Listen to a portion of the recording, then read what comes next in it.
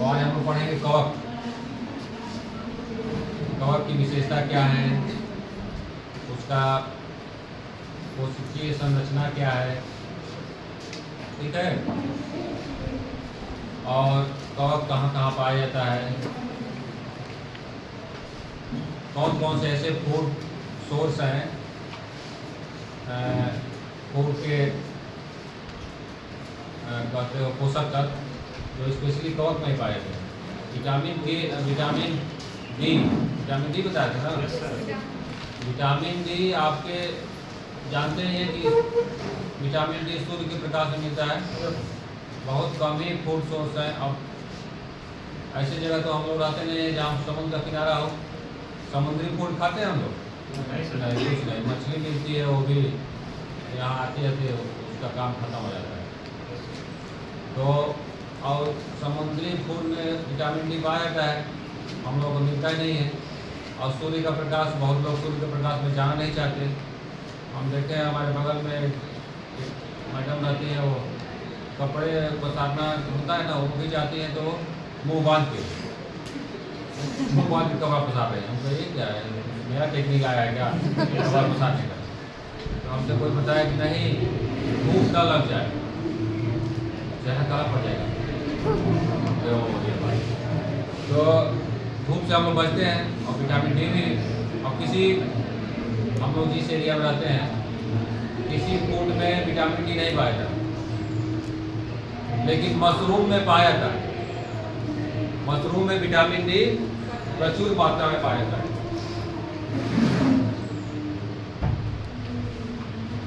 तो मशरूम की विशेषता इसी में है कि अगर आप खाते हैं तो आपको विटामिन डी आराम से मिल जाएगा। इसके अलावा और भी विटामिन उसमें पाए जाते हैं, लेकिन उसके दूसरे स्रोत भी हैं। हम लोग दूसरे फूड खा लेंगे तो उसमें, लेकिन विटामिन डी का फूड सोर्स लिमिटेड है। या तो धूप के उसमें सनलाइट के स्किन में बने, वो बात अलग है। तो कवक के बारे में देखिए, ये इसका जो सर्वत्र है, कहाँ पाया जाता है? सर्वत्र। ऐसा कोई पृथ्वी प्लेस नहीं है जहाँ पे न पाए। तो माइक्रो ऑर्गेनिज्म में स्पेशल विशेषता भी होती है कि वो कहीं भी अपना चुपचाप रह लेते हैं, ज़्यादा हल्ला गुल्ला नहीं करते हैं, आराम से चुपचाप अपना कहीं पे पड़े हुए हैं, अपना म्यूजिक गा रहे हैं, किसी दूसरे के होते हैं। जब फेवरेबल कंडीशन मिला तो अपना विस्तार जो आप कभी ब्रेड रख के देखिए कहीं पे, पता लगे यहाँ कुछ नहीं है, 2 दिन बाद देखेंगे तो पूरा ब्रेड कवक से भरा हुआ है। ब्रेड तो देखिए ना, एकदम कवक से भर जाएगा। तो वो कहीं आसपास हमेशा हर जगह प्रेजेंट है, इसीलिए कि उसके कुछ पार्ट जो ब्रेड मोल्ड है राइजोपस, उसका नाम है राइजोपस, तो वो कहीं ना कहीं आसपास घूम रहा है। और उसको जब फेवरेबल कंडीशन मिला, फूड मिला, तो अपना शुरू उसका साम्राज्य विस्तार स्टार्ट हो जाता है। तो सर्वत्र पाए जाते हैं, इवन स्पेस में भी इसके स्पोर पाए गए हैं। बैक्टीरिया के तो लिमिटेड हैं, लेकिन कवक के स्पोर स्पेस में भी पाए जाते हैं। आप सोच सकते हैं कि कहाँ कहाँ है, एवरीवेयर। और अब कवकों में क्या होता है, अब इसका कलर कलरलेस है, और पौधों में कलर क्या है? ग्रीन है, मतलब इसमें कलरलेस है, इसमें क्लोरोफिल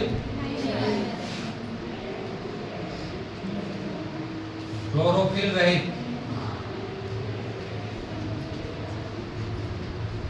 इसमें क्लोरोफिल नहीं है। अब जिसके पास क्लोरोफिल नहीं है उसको दिक्कत है खाना बनाने में, और वो क्या करेगा? दूसरा मैकेनिज्म अप्लाई करेगा कि किस तरह से हम खाने को चुरा सकते हैं, किससे मांग सकते हैं, सहयोग कर सकते हैं। ये सब तरीके हैं ना पोषण के। अब इसमें क्लोरोफिल तो है नहीं, तो बेचारे क्या करें? तो क्लोरोफिल न रहने के कारण ये अधिकतर कवक, अधिकतर, ऐसा नहीं कि सभी, अधिकतर कवक क्या है?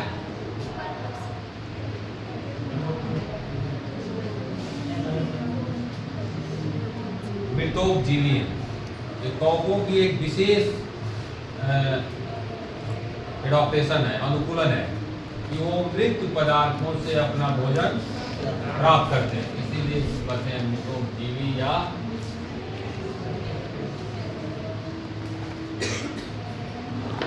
सेप्रोट्रॉप। कुछ बैक्टीरिया भी हैं लेकिन बहुत लिमिटेड, लेकिन कवकों का एक विशाल समूह जो है वो मृतोपजीवी है। जहाँ पे भी उगते हैं जो मृत हो गया है उस पर अपना पूरा ऐसे साम्राज्य फैलाते हैं और धीरे धीरे उसको खा पी के आराम से मालिक तेरे बंदे हम, ठीक है कि नहीं। तो मृतोपजीवी हैं। और भी कवक हैं, जैसे कवक सहजीवी भी होते हैं, लेकिन ये लिमिटेड है। सहजीवी का सबसे एक पॉपुलर एग्जांपल है जिसका नाम है लाइकेन। लाइकेन में एक कवक होता है और एक शैवाल, ये दोनों मिलकर अपना म्यूजिक गाते रहते हैं, खाना बनता रहता है और घर भी मिला हुआ है, अपना उसमें किराया भी नहीं दे रहा है, आराम से रह रहे हैं। एक खाना बना रहा है और एक किराया दे रहा है और इन दोनों को मिल जाते हैं तो क्या बनता है। और भी कवक जो है वो अपने जीवन में रहते हैं। और परजीवी तो है ही, परजीवी बहुत सारे कवक हैं। जैसे आप बैक्टीरिया पढ़े तो बैक्टीरिया में बहुत सारे बैक्टीरिया ह्यूमन पे पैरासाइट हैं जो वेल नोन है, टाइफाइड, टीबी, ये सब वेल नोन है। लेकिन कवक में ह्यूमन या एनिमल्स पे कम पैरासाइट हैं और हैं तो बहुत नॉमिनल है। पौधों पे बहुत सारे कवक इस तरह से पैरासाइट हैं कि वो पूरे पौधों के समूह को खत्म करने की विशेषता रखते हैं। जैसे ऐसे ऐसे डिजीज किसी कंट्री में फैल गए कवकों की सहायता से जो पूरी क्रॉप को खत्म करके और भुखमरी आ गई। इस तरह से कवकों का पौधों पे एक पौधों के साथ उनकी दुश्मनी है कि जब वो किसी क्रॉप को अपना निशाना बनाते हैं पूरी तरह ख़त्म कर देते हैं। आप देखे हो कि कभी कभी पौधों में धान की फसल में वो ब्लैक कलर का पाउडर बनता है तो पाउडर बना देते हैं, पूरे सीड को पाउडर बना दिए, अब पूरा फैल गया। वो पाउडर जो है ना वो उसके स्पोर है, मतलब सीड है, वो पाउडर कितनी तेज़ी से फैलेगा आप समझ सकते हैं, पूरे फसल को ख़त्म कर देगा। ऐसे ही एक गेहूँ का है ब्लैक रस्ट, बहुत फेमस है। 5 टाइप्स के स्पोर बनाता है, 5 टाइप्स के, और उसकी साइकिल पूरी होती है गेहूँ और जौ दोनों मिलके। मतलब बहुत कॉम्प्लेक्स बिहेवियर है कवकों का पौधों पे पैरासाइट के रूप में। और परजीवी, जो भी परजीवी हैं, अधिकतर तो मृतोपजीवी हैं, लेकिन जो भी परजीवी हैं वो बहुत डेंजरस है। जैसे बैक्टीरिया ह्यूमन पे डेंजरस है, वैसे कवक किस पे डेंजरस है, प्लांट्स पे। इसलिए बहुत सारे लोग उसमें लगे हुए हैं, उसका टेस्ट करते हैं, उसका रिसर्च करते हैं। उसी में एक जो केसी मेहता भारत के महत्वपूर्ण कवक वैज्ञानिक है, केसी मेहता का करमचंद मेहता बहुत नॉमिनल एक फिगर है जो कवकों से संबंधित अध्ययन को किए हैं। और वही ब्लैक रस्ट पे उसकी साइकिल कैसे पूरी होती है और वो कहाँ कहाँ इफेक्ट करता है, जिससे उसको मारने में सहायता मिलती है। तो महत्वपूर्ण क्या है, माइक्रोलॉजिस्ट केसी मेहता।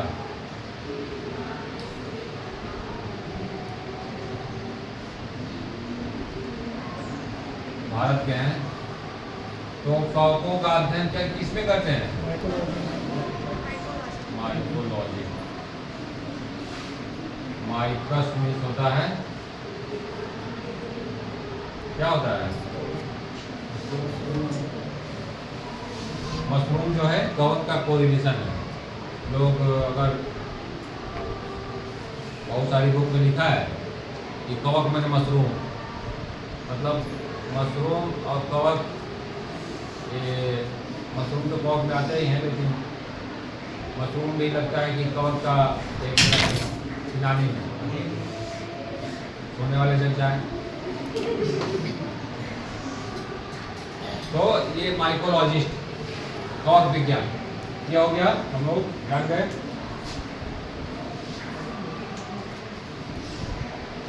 अब देखते हैं कि कवक की बैक्टीरिया में देखें कि बैक्टीरिया की एक सेल होती है ना, जो सेल का टाइप है वो प्रोकैरियोटिक है कि यूकैरियोटिक, बैक्टीरिया का प्रोकैरियोटिक है, जानते ही हैं। इसमें न्यूक्लियस नहीं होता और पूरा जेनेटिक मटेरियल इससे पूरे सेल में बिखरा रहता है। मतलब आप कह सकते हैं कि पूरी सेल एक तरह से प्रारंभिक न्यूक्लियस की तरह बिहेव करता है, बैक्टीरिया की पूरा सेल। लेकिन कवक के बारे में बात करें तो कवक की सेल क्या है, यूकैरियोटिक है। मतलब इसमें सेल से संबंधित जो भी विशेषताएं हैं वो अच्छी तरह पाई जाती हैं। Cytoplasm, nucleus, mitochondria, nucleus membrane, ये सब सारी विशेषताएं सेल के अंदर पाई जाती हैं, ठीक है, कवक के सेल के अंदर। अब सेल कवक की जो बॉडी है, आप कभी देखे होंगे ब्रेड पे जो कवक ग्रो करता है वो एक धागे जैसी संरचना है कि नहीं? हाँ, इस तरह से नेटवर्क बनाते हैं, इस तरह पूरा फैलते जाते हैं, ऐसा है कि नहीं? जालीनुमा नेट, तो उसमें से एक नेट को कहते हैं हाइफिन, एक को, ठीक है। यहाँ ये जालीनुमा संरचना है, पूरा सारे कवकों में इस तरह की विशेषता पाई जाती है कि वो जालीनुमा संरचना होती है।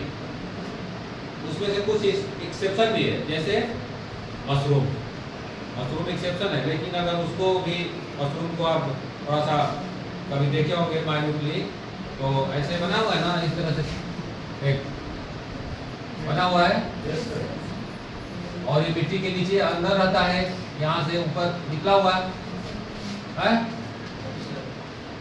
और जब इसके अंदर जाएंगे ना तो अंदर ये जाली पाई जाती है, अंदर इस तरह फैला हुआ है, और इधर इस तरह से मशरूम बना हुआ है कई, ये जालीनुमा संरचना अंदर है। लेकिन बहुत सारे कवकों में ये फाइबर, जैसे आप कह सकते हैं धागे जैसी संरचना होती है, जिसे हाइफी बोलते हैं, और पूरे धागे को बोलते हैं माइसीलियम।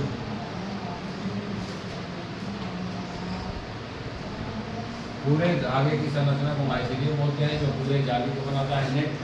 नेट या थ्रेड लाइक संरचना जो पूरे फंगस बॉडी को रिप्रेजेंट करता है, दर्शाता है, उसे कहते हैं माइसीलियम। अगर माइसीलियम में से एक धागा निकल गया तो उसे क्या कहते हैं, हाइफी। ये हो गया फंगस बॉडी। अब कभी कभी फंगस जो इसमें सेल है,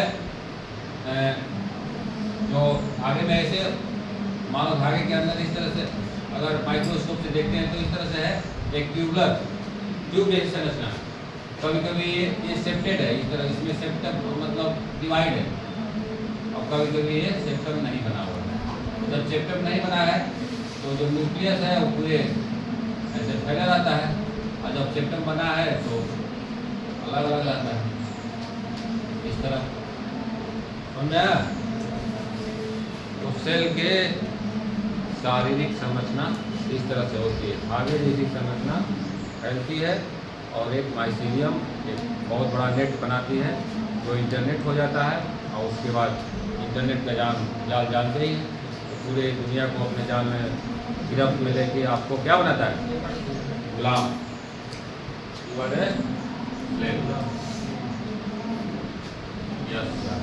ये हो गया फंगस के बारे में। अब हम लोग देखते हैं कि फंगस की क्या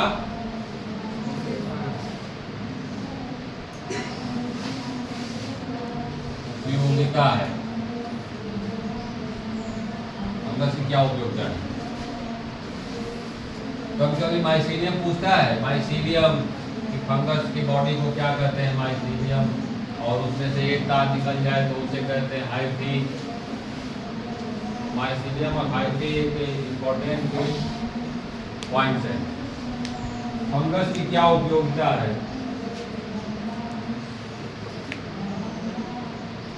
यूजफुल एक्टिविटीज, पहला यूजफुल में आ जाएगा भोजन, हार्ड फूड,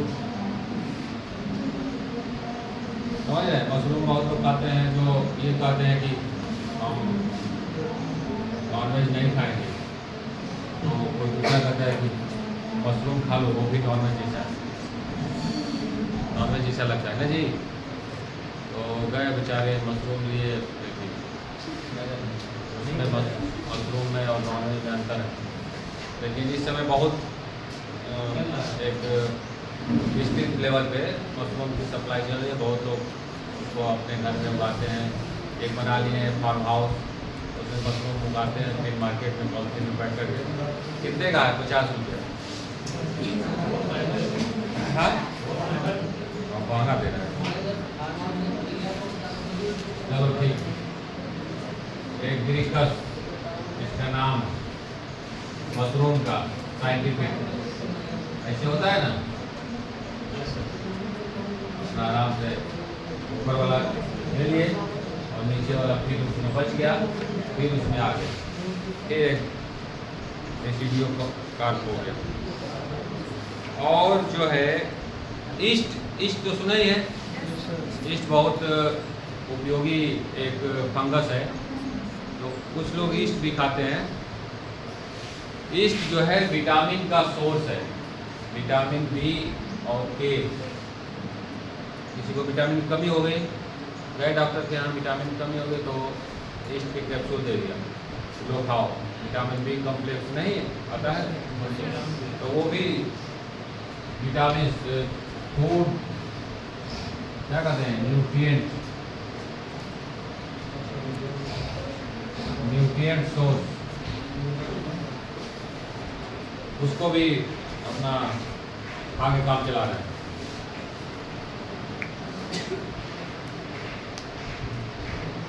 कुछ प्रोटीन के लिए स्पेशली बनता है। आप सुने होंगे सिंगल सेल प्रोटीन, सुने हो? सिंगल सेल प्रोटीन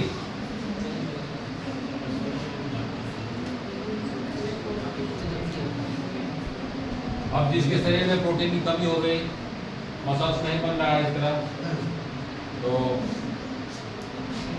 अपना उनको क्या किया गया, न्यूरो मास, वो सब उल्लू बनाने वाले हैं।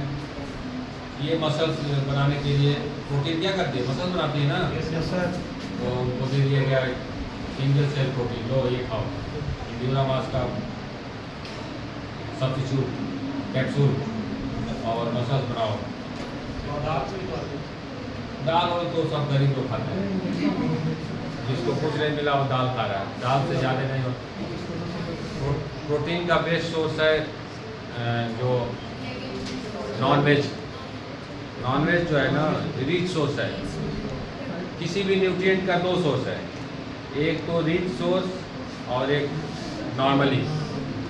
अब जैसे वो विटामिन ए है, विटामिन ए का जो मेन सोर्स है वो कैरट, ठीक है, और विटामिन सी का मेन सोर्स है सिट्रस फ्रूट, उसमें सबसे ज़्यादा आंवला पाया है। आंवला इससे ज़्यादा किसी पाया जाता। बहुत लोग आंवले को अपना लेके कुछ बनाए, अपना डिब्बा में भर के बेच दिए, ये रहा च्यवनप्राश, इम्यूनिटी को बूस्ट करेगा 3 टाइम्स। अब उनसे पूछा जाए कि इम्यूनिटी की यूनिट क्या है, नहीं पता। 3 टाइम्स, और टाइम्स कैसे बनाती है, 3 टाइम्स 4 टाइम्स पता नहीं। तो और वही बेच के सब स्विस बैंक में पैसा जमा किए। तो ये हो गया रिच सोर्स, ये रिच सोर्स है एकदम, मतलब इसमें बहुत ज़्यादा मात्रा में पाया जाता है, इतना हम लोग यूज़ कर ही नहीं पाते। विटामिन सी तो वाटर में सॉल्युबल है ना, वाटर में घुल गया, एक दिन लिए और हम उसको एब्जॉर्ब नहीं कर पाए, यूज नहीं कर पाए, तो फिर वाटर के साथ बाहर सर्विस है, स्टोर नहीं कर पाते हैं उसको। स्टोर करने वाले विटामिन वही है, विटामिन ए और डी, जो फैट में सॉल्युबल है। हमारे पास फैट है ना, तो उसमें स्टोर कर लिए। जैसे विटामिन डी स्टोर किए हुए हैं, धूप में नहीं जाएंगे तभी काम चल रहा है अपना, और तब हड्डी मजबूत है, मारपीट भी की है। और नहीं तो अगर डेली बेसिस पे लेना पड़ जाए तब तो फिर विटामिन डी का हालत ख़राब हो जाएगी, लड़ ही नहीं पाएंगे इसे। उसी तरह विटामिन सी को आपको डेली बेसिस पे लेना है। जुकाम हो गया तो विटामिन सी लीजिए, क्योंकि उससे इम्यून पावर बढ़ेगा विटामिन सी से। ऐसे इम्यूनिटी को बढ़ा के पता लगा कितने लोग काम बना लिए, च्यवनप्राश बना रहे हैं, राजवटी, ये और इम्यून बढ़ाएगा, पता नहीं कौन।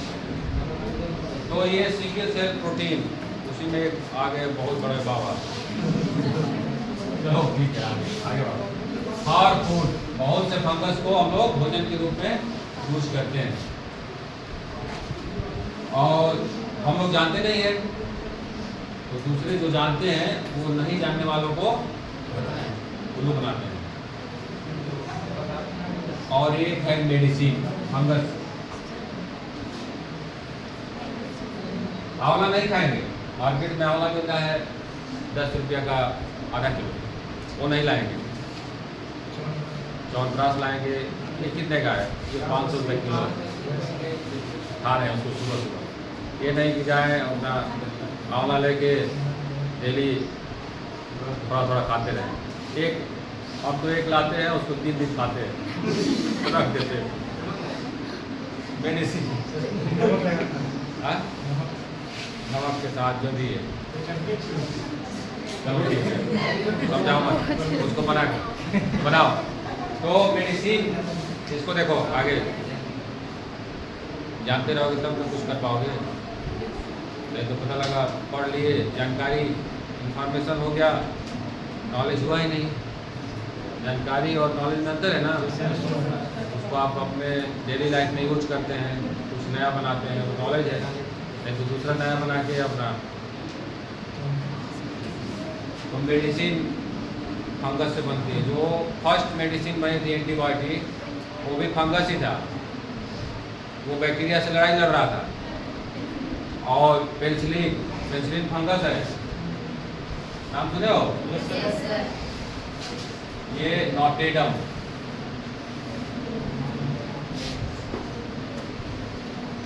ये एक फंगस है। वो अलेक्जेंडर फ्लेमिंग क्या किए, बैक्टीरिया कल्चर किए हुए थे, और बैक्टीरिया कल्चर करके चले गए इंटर्नशिप पे।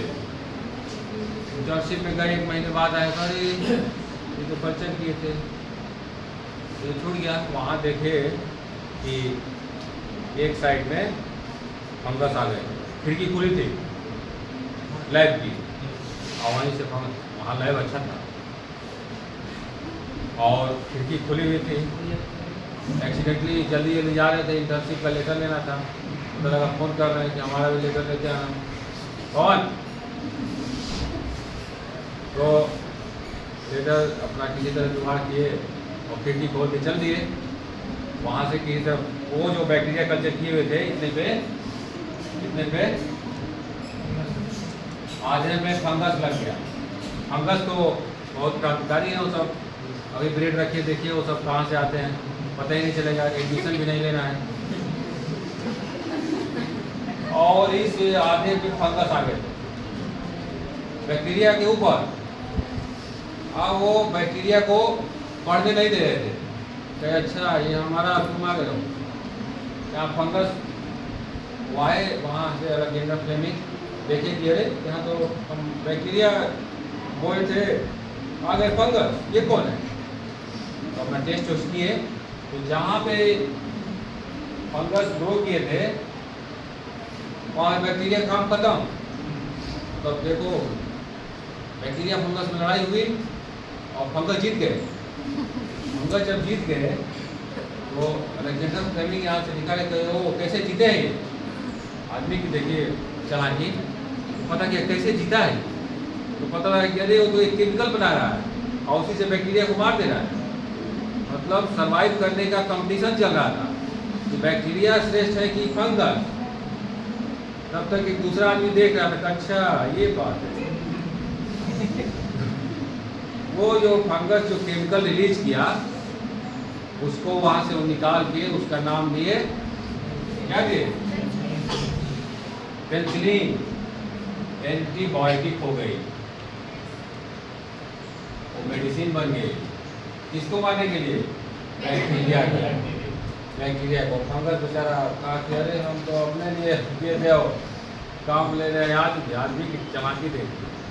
इसीलिए लड़ना नहीं है, नहीं तो दूसरा क्या करेगा? फायदे में रहेगा। वो कहेगा कि रुको, हम एक बना है गन, लेते जाओ।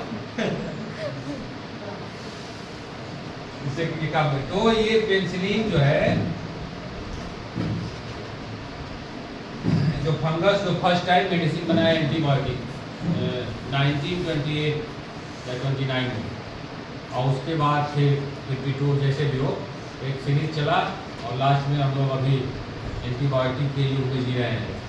कुछ भी हुआ मेडिसिन एंटीबायोटिक हो, ये एंटीबायोटिक कई थाउजेंड्स एंटीबायोटिक इस समय मार्केट में है पूरे वर्ल्ड में, उससे भी ज़्यादा होंगे। अब तो जो माइक्रो ऑर्गेनिज्म है वो भी सतर्क हो गए, अच्छा ये एंटीबायोटिक खाएगा, रुको हम कुछ दूसरा तैयारी करते हैं। कुछ ऐसे हो गए हैं माइक्रो ऑर्गेनिज्म जो उस पर किसी एंटीबायोटिक का असर ही नहीं होता, सुपर बग कहलाते हैं। यूरोप में एक आध दो लोगों को पाए गए हैं, वो रेसिस्टेंट हो गए हैं, उसमें किसी का असर नहीं, कुछ दूसरे के चक्कर में। पिछले 10 साल में कोई नई एंटीबायोटिक बनी ही नहीं, 10-15 साल में। तो मारने के लिए कुछ नया चाहिए ना, नहीं तो पता लगा कि वो और रेसिस्टेंट हो गया पूरा होगा। अच्छा तो हम एंटीबायोटिक की बात करो, हम दूसरा क्या बना रहे हैं, बहुत पैसा बना। और भी मेडिसिन जैसे अर्गोट एक मेडिसिन है, बहुत सारी है मेडिसिन जो फंगस से बनती है। ये भी एक मेडिसिन का नाम ही है, और इससे बनता है एंटीबायोटिक। अब तो बैक्टीरिया ही बना रहे हैं फंगस, बिकॉज ये धीरे धीरे काम करते हैं, धीरे धीरे ग्रो करते हैं। इनका ग्रो करने का एक आर्टिफिशियली आप प्रोवाइड करेंगे तो आसान नहीं है। तो ये बात है, अस्थमा में यूज होती है ये। और बट कुछ स्टेरॉइड भी बनाए थे, स्टेरॉइड सुने हो? स्टेरॉइड जो कभी कभी सुने होंगे कि खिलाड़ी डोप टेस्ट, स्टेरॉइड ले लिया, पावर बढ़ गया, वो जीत गए, रेस जीत गए, पता लगा कि अरे ये तो दवा लिया था। तो स्टेरॉइड लेने से थोड़ा सा एनर्जी आ जाती है और उसमें आप जीत जाते हैं, फिर पता लगता है कि मेडल वापस करो। तो ये सब भी फंगस बनाते हैं। कोरोना में बहुत सारे स्टेरॉइड दिया गया इस तरह से थोड़ा बूस्टअप करने के लिए, एनर्जी बढ़ी रहे। बहुत लोग डर गए और अब लग रहा है कि मर जाएगा, कोरोना हो गया आपको, तो मरने से पहले ही मर रहे हैं, तो उनको थोड़ा सा बूस्टअप के लिए दिया गया स्टेरॉइड। बहुत स्टेरॉइड यूज किया गया। तो ये सब सारे स्टेरॉइड बनाए जाते हैं, सारी तो नहीं लेकिन कुछ स्टेरॉइड फंगस की सहायता से बनाए जाते हैं मेडिसिन बनाने में। अब देखो एक दो और बता देते हैं।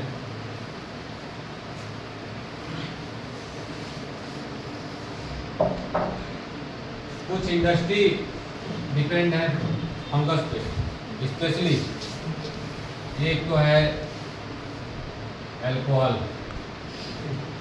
अल्कोहल को सुने ही होंगे, तो कह रहा है नहीं वो ज़्यादा ही बोल रहा है, देख रहे हो वाइन और ये सब फंगस पे डिपेंड है। एक फंगस है जिसका नाम है ईस्ट। ईस्ट में भी बहुत सारी इसकी वैरायटी है, सेक्रोमाइसिस सेरेबेसी तो ईस्ट की वैरायटी है, और उसके दूसरी वैरायटी जो अलग अलग तरह के ये क्या करती हैं, शुगर को अल्कोहल में चेंज करती है।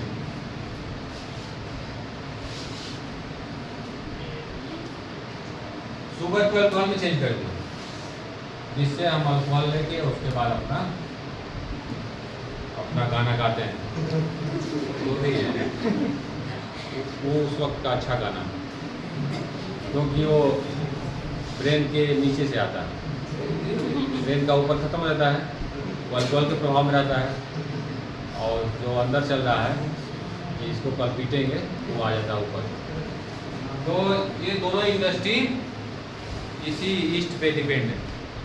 अगर ये ना रहे तो फिर सारा म्यूजिक बंद और सारा डीजे खत्म, सारा डीजे खत्म हो जाएगा। सर जो वैक्सीन बनी थी सर, हाँ वो भी इसी में बनी थी, वैक्सीन भी बनी थी, कोई गाड़ी सर वैक्सीन बनी थी, हाँ सर वो भी फंगस से बनी थी। देखो आप वो वैक्सीन बनना तो कोई भी जो ट्रीटमेंट है किसी भी डिजीज़ का, या तो मेडिसिन से कीजिए या वैक्सीन से कीजिए, दो तरीके हैं ना, वैक्सीन या मेडिसिन। और वैक्सीन अधिकतर मेडिसिन, अब मेडिसिन काम करेगा बैक्टीरिया पे, अधिकतर जो मेडिसिन है एंटीबायोटिक वो बैक्टीरिया वाला काम करता है। वायरस तो आपके सेल के अंदर चला गया, बैक्टीरिया क्या है कि सेल के बाहर है। कोई भी अगर बैक्टीरियल इन्फेक्शन होता है तो वो आपके सेल के बाहर अपनी कॉलोनी बनाता है, समझ रहे हो? जैसे टीबी वाला बैक्टीरिया आपके बॉडी में इंटर किया तो फेफड़े में जाके अपनी कॉलोनी बनाएगा, लेकिन अगर कोरोना वायरस चला गया तो वो आपके सेल के अंदर चला जाता है, फेफड़े वाली जो सेल है ना उसके अंदर चला गया। अब सेल के अंदर चला गया तो उसको कैसे मारेंगे? अगर मेडिसिन उसके लिए स्पेशल बना के बॉडी में लेते हैं तो वो तो अपनी सेल को न मारेगा। यही प्रॉब्लम है, वायरस वाले जितने डिजीज है उसका एक ही ट्रीटमेंट है, या तो वैक्सीन या फिर अपने। तो वैक्सीन जब बनाते हैं, वैक्सीन तो वैक्सीन जैसे हम किसी भी डिजीज़ को मारने के लिए जो इम्यून सिस्टम है वो क्या बनाता है? एंटीबॉडी बनाता है ना, एंटीबॉडी बनाता है। अब कोई भी वैक्सीन जो है वो एंटीबॉडी ही होती है, या तो एंटीबॉडी होगी या फिर वो जर्म होगा, जिससे एक बार डालने पे शरीर में ये एंटीबॉडी बन जाए और मारने के लिए कैप्सूल हो जाए, समझ रहे हो? अब जो वैक्सीन बनती है, जो वो नाम सुने होंगे, कौन, पूना वाला है, सीरम इंस्टीट्यूट का, वहाँ पुणे का, वो जो बनाया वैक्सीन, वो पूरे वर्ल्ड का सबसे ज़्यादा वैक्सीन बनाने वाला आदमी है, बहुत तरह की वैक्सीन बनाता है। तो उसका पहले तुम कहानी नहीं पढ़े हो, वो पहले उसकी फैक्ट्री नहीं थी, उसका घोड़ों का व्यापार था। तो जो वैक्सीन बनती है ना, जो जर्म्स हैं, मान लो पोलियो का, बहुत सारी वैक्सीन है ना, आप जाइए डॉक्टर के तो हेपेटाइटिस का, पोलियो का, ये वो 50 तरह। तो जो जर्म्स हैं इसको पहले किसी एनिमल में इंसर्ट करते हैं, हाँ टेस्ट करते हैं, टेस्ट मतलब नहीं, और वैक्सीन बनाना है तब वाली वैक्सीन बनाना है तो उसको जर्म्स को घोड़े में इंसर्ट करते हैं। अब जब वो एंटीबॉडी बना लिया, एंटीबॉडी ये मान लो जर्म्स डाले, कोई भी हेपेटाइटिस का डाल दिया उसके शरीर में, तो एंटीबॉडी बना लिया है वो हेपेटाइटिस का, तो वही वहाँ से निकाल के और उसको कलेक्ट किए और उसको थोड़े थोड़े में डिस्ट्रीब्यूट करके और वैक्सीन बेच रहे हैं, ये एंटीबॉडी, ठीक है। एक तो ये हो गया, और एक जर्म्स डायरेक्ट आपकी बॉडी में डाल दिए गया, जो ड्रॉप लेते हैं पोलियो ड्रॉप, तो पोलियो वायरस का जर्म से रहता है, और जब एक बार हमारे शरीर पहचान गई कि इस तरह का भी वायरस आसपास है तो अपने बात आप वो एंटीबॉडी बनाने लगते हैं, उसमें दिक्कत नहीं होती। तो वैक्सीन बनाने के तरीके हैं, दो तरीके हैं, एक तो जर्म्स, नहीं तो जर्म्स वाला खतरनाक भी है। अब कोरोना तो नया था, पता लगा किसी को दिए, उसको हो गया कोरोना, वो खुद परेशान। तो पूरा टेस्ट करके तब उसको दिया गया। अब उसमें कोरोना वाले, जब कोरोना फैला था, बहुत सारे कंट्री आर्टिफिशियली एंटीबॉडी बना लिए थे, आर्टिफिशियली, और वो अपना ट्रीटमेंट स्टार्ट कर दिए थे 1 साल बाद ही आर्टिफिशियली की। मान लो शरीर में किसी को कोरोना हुआ है, उसका ब्लड निकाल लिए, और एंटीबॉडी भी ग्लाइकोप्रोटीन है, इसका भी मॉलिक्यूलर कुछ संरचना है ना, मॉलिक्यूलर संरचना, उस संरचना को पढ़ लिए कि ऐसे ऐसे है, और उसको आर्टिफिशियली बनाने लगे। अब जब ये एंटीबॉडी बन गई इसकी कोरोना की, तो जो जिसको हुआ है उसको इंजेक्ट करने लगे, अपना ठीक होने लगा। लेकिन बाद में सब दिए, 1 साल बाद दूसरे कंट्री को दिए, पहले अपने लोगों को एंटीबॉडी देने लगे। तो वैक्सीन बनाने के कई सारे तरीके हैं, समझा। तो ईस्ट के देख रहे हो कि ईस्ट की कहानी हम लोग चल रहे थे, लेकिन उधर चले गए।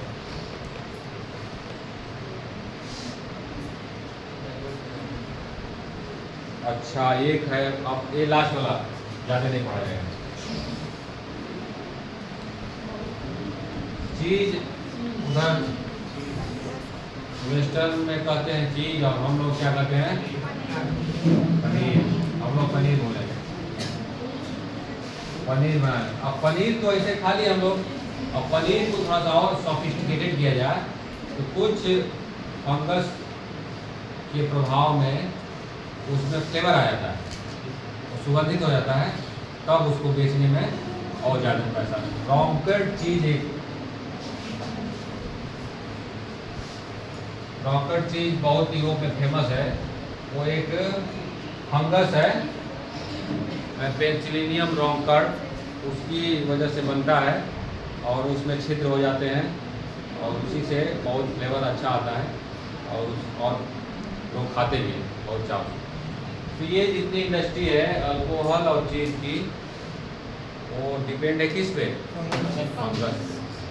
और एक और है लास्ट में ब्रेड। ब्रेड में भी ईस्ट है। ब्रेड में जो खमीर मिलाते हैं ना, वो आटे को पोरस कर दिया, और पोरस में अपना आप ब्रेड खाते ही हैं, कितना उसमें छेद बना हुआ है, खाने में भी अच्छा लगता है। थोड़ा सा मक्खन लगा लिए, थोड़ा खीरा हुआ काट लिए, और उसको तब आराम से। ठीक है, अब सैंडविच बन गया। अब आज के लिए क्लास, अब सैंडविच हम लोग खाएंगे। बंद करो।